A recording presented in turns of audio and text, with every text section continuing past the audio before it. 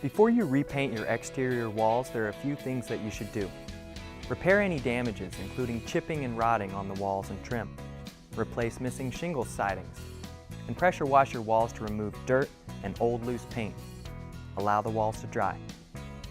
When you're ready to paint, cover your plants with a drop cloth or tarp.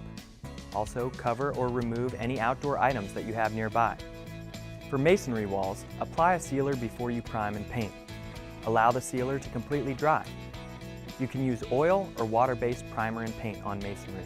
However, you should use the same formulation for both applications. Paint the roof trim and soffits before the walls. This prevents the trim paint from dripping onto the newly painted walls. Use a trim brush for trim and a corner roller for corners. Work quickly as you move along the painting process.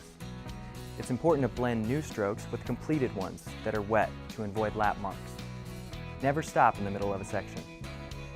A paint sprayer can be used to speed up the process.